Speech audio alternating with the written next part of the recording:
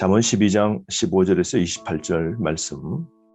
다른 사람의 충고와 칭찬에 대한 반응에 선인과 악인은 차이가 있습니다. 서로 다르죠.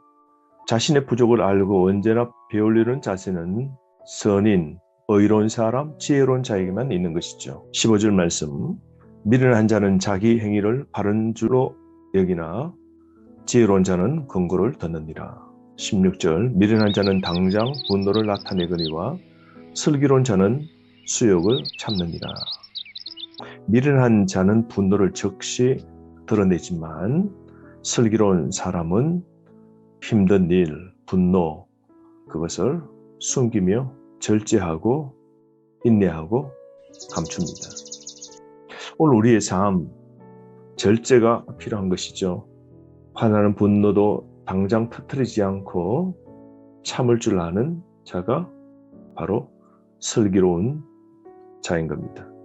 17절에서 19절 말씀은 진실을 말하는 자와 거짓된 혀에 대한 대조입니다.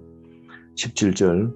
진리를 말하는 자는 의를 나타내어도 거짓 증언은 속이는 말을 하느니라. 법정 다툼에서 거짓 증언은 끝까지 거짓말로 변명하게 됩니다. 고대 사회는 문수보다 말 중심의 사회이지 않습니까? 거짓말을 할 때 한 사람을 죽일 수도 있는 것이죠. 18절.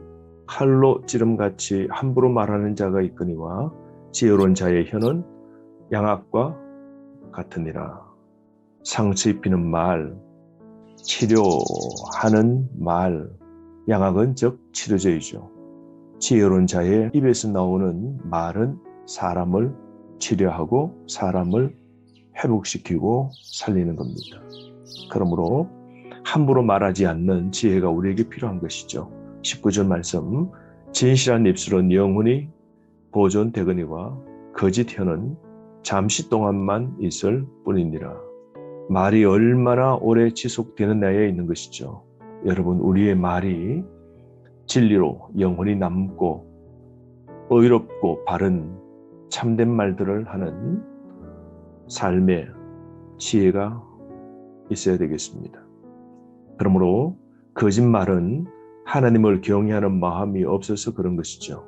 진정 하나님을 두려워하고 하나님을 경외하는 사람은 진실을 말하고 살리는 말을 하고 그 말에 절제하는 자세가 있습니다.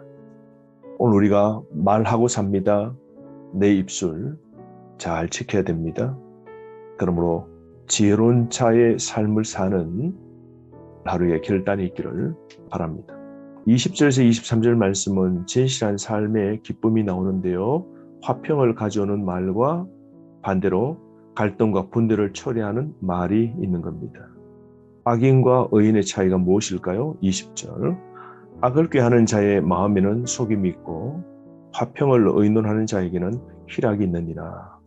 속이는 마음, 악한 계획을 꾸미고 남을 속이는 데 관심 있는 이 악한 자들, 결국은 공동체를 갈등, 분열시키고 자신도 망하게 되는 것이죠.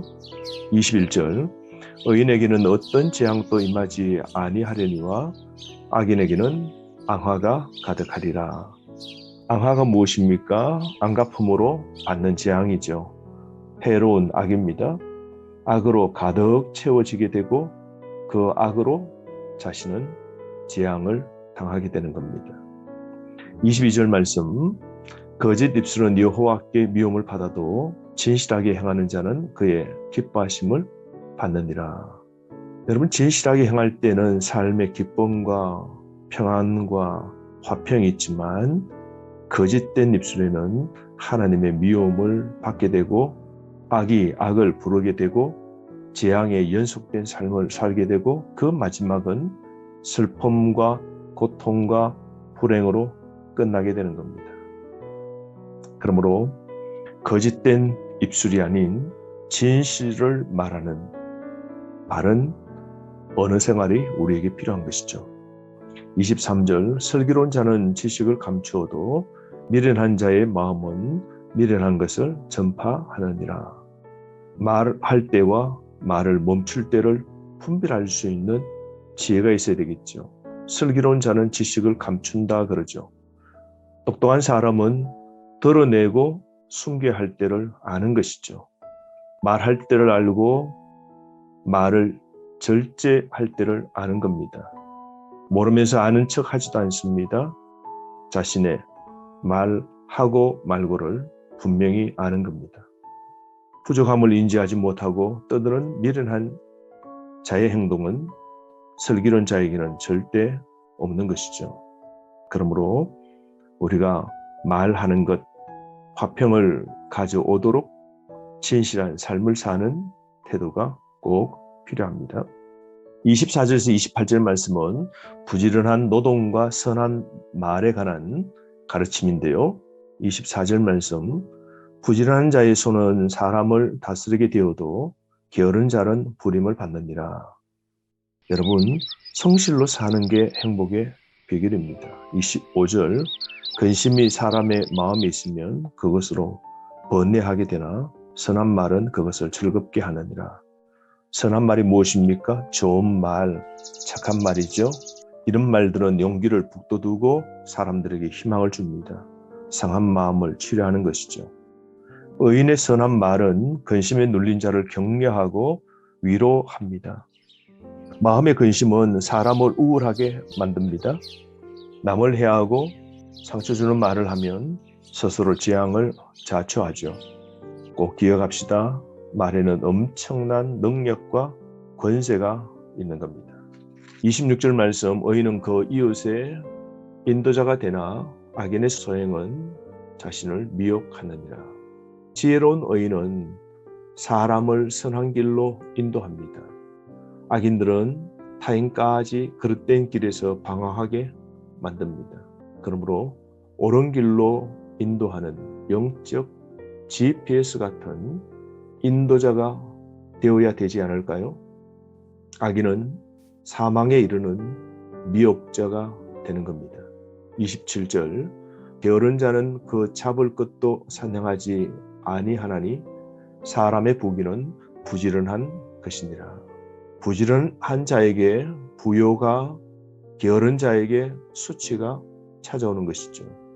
28절 말씀, 공의로운 길에 생명이 있나니 그 길에는 사망이 없느니라. 공의 무엇일까요? 정직하고 정의롭고 의로운 삶이죠. 이런 길에는 생명으로 충만하게 됩니다. 생명의 삶, 하나님과 더불어 사는 삶, 예수 그리스도의 삶, 그곳에 바로 진정한 생명이 있는 것이죠. 우리의 삶, 걷는 이 길은 일생 한 번 걷는 길입니다. 그러므로 우리가 부모로서 자녀에게 무엇을 가르쳐 줘야 될까요? 15절, 16절 말씀처럼 첫 번째로 충고를 듣도록 가르쳐 줘야 되지 않을까요? 차분하게 대응하고 화평하도록, 그리고 인내와 조화를 이루며 살도록 자녀를 가르쳐야 됩니다.